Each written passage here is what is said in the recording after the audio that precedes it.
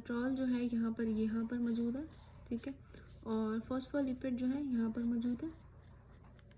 अच्छा, उसके बाद ग्लाइकोप्रोटीन जो है वो ये है, ठीक है। Fibres of the extra cellular matrix, ये देखिए ये कैसे हैं, ये ब्लू कलर के स्ट्रक्चर इनका ऐसा है।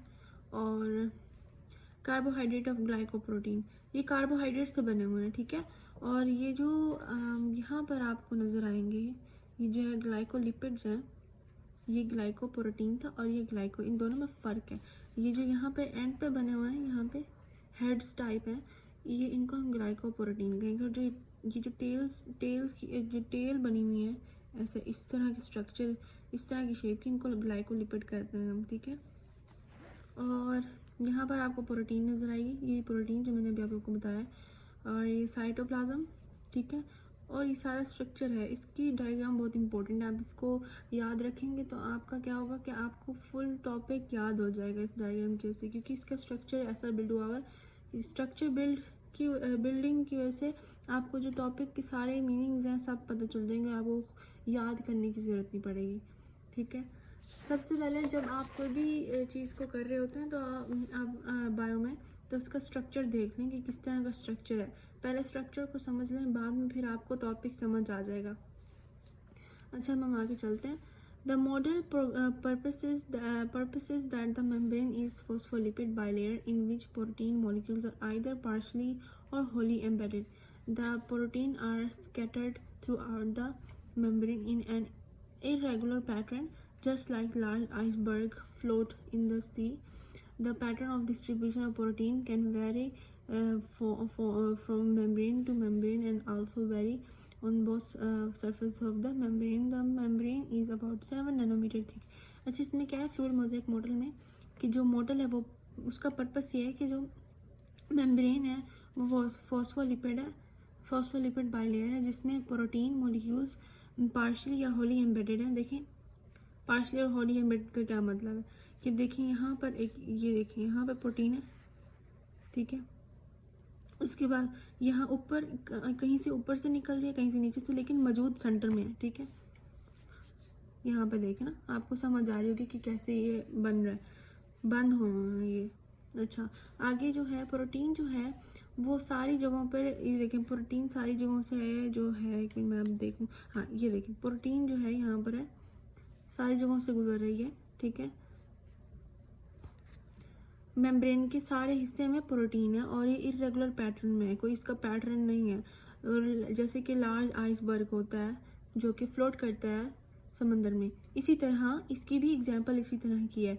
जो पैटर्न है प्रोटीन का वो मेम्ब्रेन टू मेम्ब्रेन है, जो कि सरफेस ऑफ द मेम्ब्रेन पर भी है और नीचे जो ये इधर भी है और इधर भी है, देखें बॉटम में भी है और सरफेस पे भी है।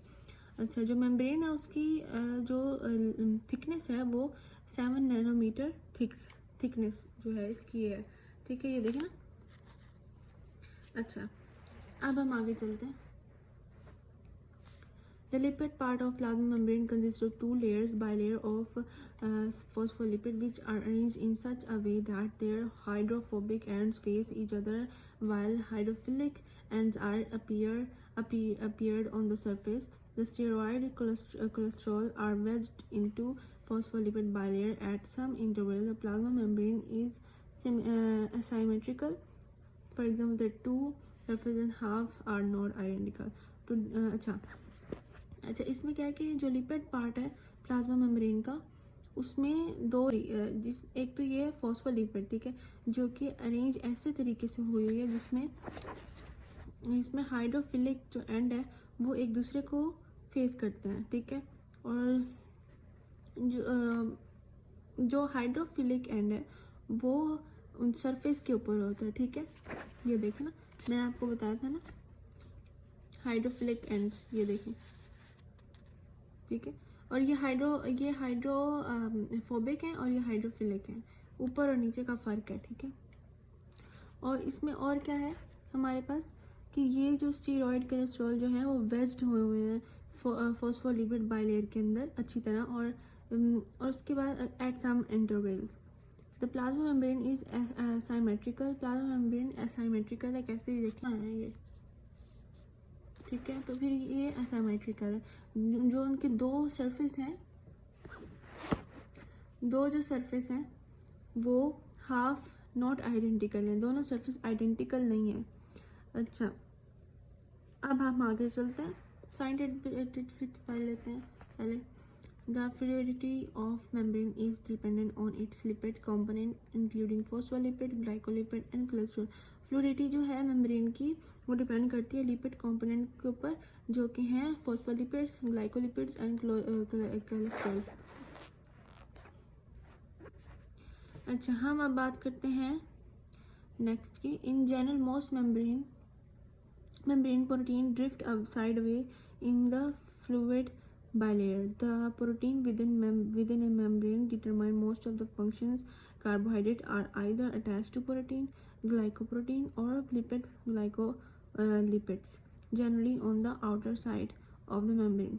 Filaments of the cytoskeleton are also present on the inner surface of the membrane. These support the plasma membrane. अच्छा, अब क्या है कि जो है जनरली जो मेम्ब्रेन प्रोटीन है या तो वो डिफ्ट कर जाती है साइडवेज पे फ्लूइड मेम्ब्रेन में, और जो प्रोटीन है मेम्ब्रेन के अंदर वो मोस्ट ऑफ द फंक्शन अपना अंदर, सारा उसका फंक्शन अंदर ही है, मेम्ब्रेन के अंदर अपना सारा फंक्शन अंदर ही करती है वो।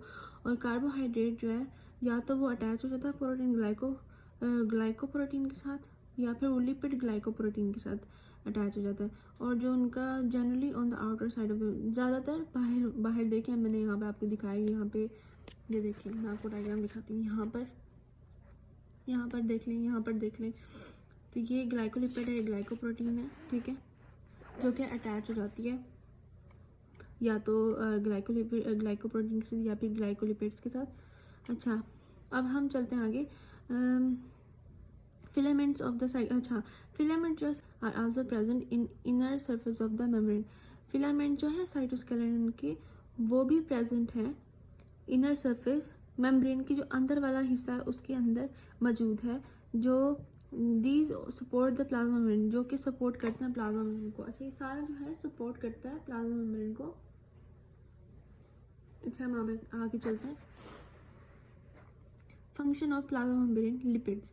The lipids part of plasma membrane controls the fluidity of the membrane. When the concentration of unsaturated fatty acid in phospholipid becomes greater, the bilayer becomes more fluid. That makes cell membrane more flexible. The cholesterol helps to stabilize the lipid bilayer. It also restricts entry and exit of the polar molecule and ions. अच्छा, membrane का जो function है lipids में वो कैसे है कि lipids जो है प्लाज्मा मेम्ब्रेन का हिस्सा है, ठीक है, वो कंट्रोल करता है फ्लूइडिटी ऑफ द मेम्ब्रेन, जो मेम्ब्रेन का फ्लूइड है उसको कंट्रोल करता है। और जब उसकी कंसंट्रेशन जो है अनसैचुरेटेड फैटी एसिड में होती है, फॉस्फोलिपिड में, वो ज़्यादा हो जाता है, ग्रेटर बिकम्स ग्रेटर। जो बायलेयर होती है वो ज़्यादा फ्लूइड बनाती है, ठीक है, ज़्यादा फ्लूइडिटी हो जाती है, जो कि सेल मेम्ब्रेन को ज़्यादा फ्लेक्सिबल बना देती है, ठीक है।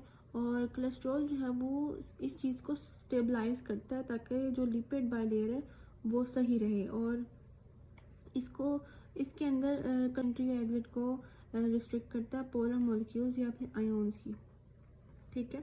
Functions of plasma membrane of protein, ठीक है। अब हम प्रोटीन के फंक्शंस को पढ़ेंगे प्लाज्मा मेम्ब्रेन में। A great variety of protein are found in plasma membrane, which may act as transparent channel or carrier enzyme receptors or as antigen. अच्छा, functions of plasma membrane protein में हमारे पास great variety of protein है जिसमें जो plasma membrane में होती है, ठीक है। अच्छा, जो कि एक्ट करती है ट्रांसपेरेंट चैनल के। प्रोटीन में हमारे पास कौन कौन सी चीज़ें हैं जो कि एक्ट करती हैं, वो हमारे पास है transparent, transport channel, carrier, enzyme, receptors और एंटीजन। हम इनके बारे में पढ़ेंगे। ये 4 टॉपिक्स हैं छोटे छोटे, ठीक है।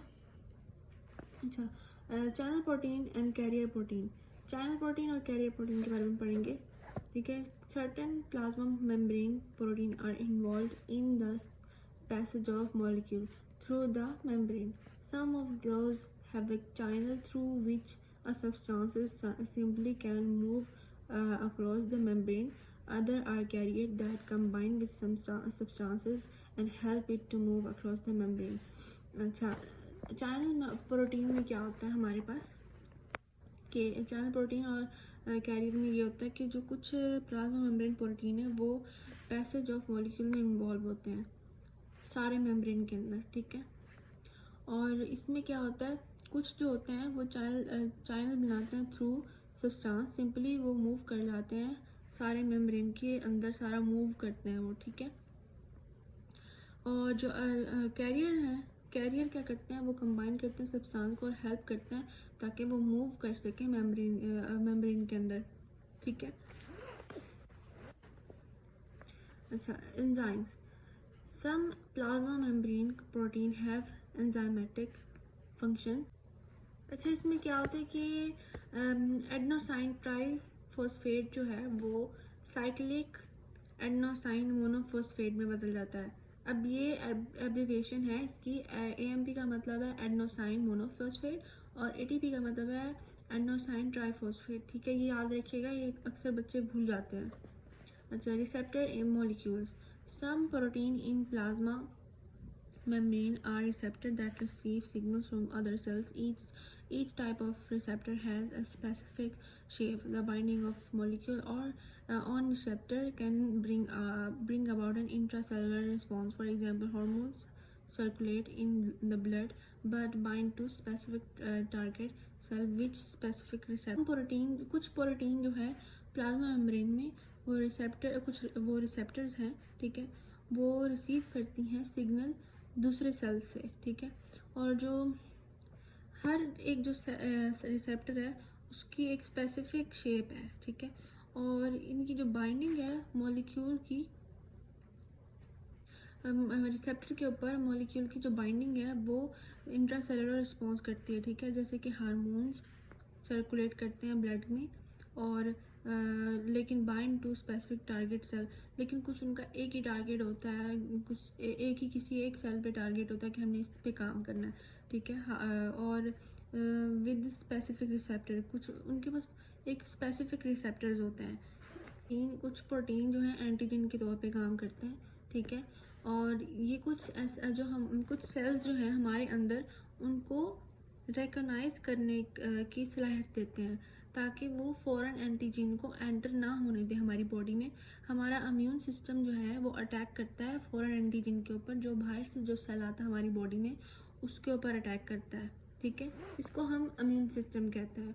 जैसे कोई भी हमारे अंदर कोई वायरस आ गया तो हमारे जो इम्यून सिस्टम, जो हमारे अपने एंटीजन है वो अटैक करेंगे उसके ऊपर। अब हम पढ़ते हैं next, role of glycolipids and glycoprotein are cell surface markers.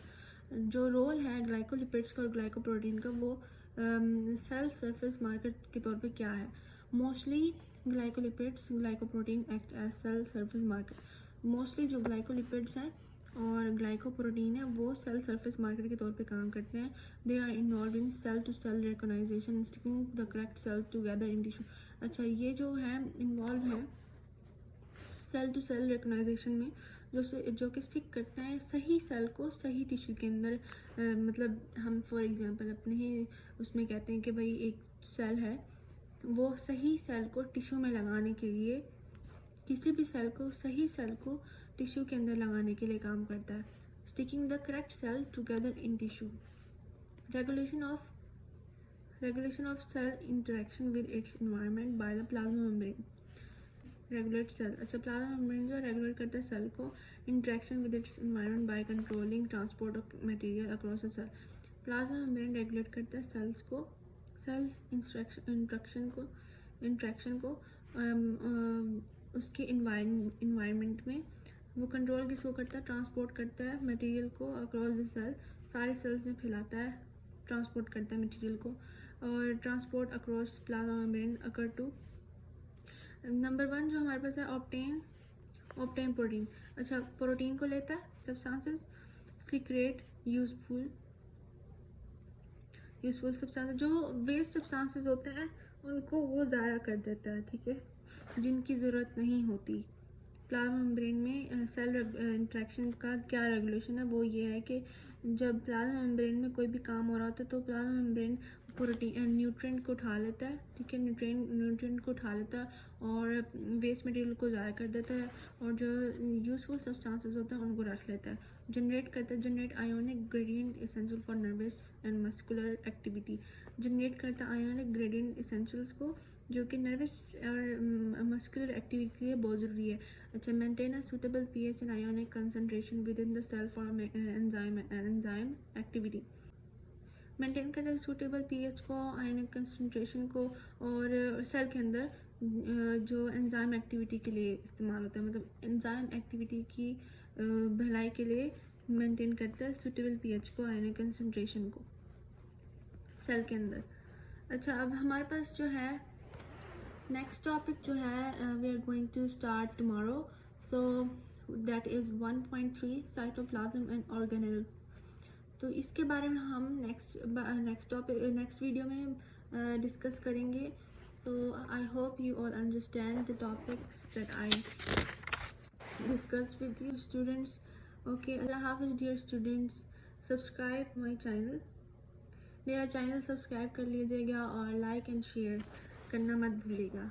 अल्लाह हाफिज़ डियर स्टूडेंट्स।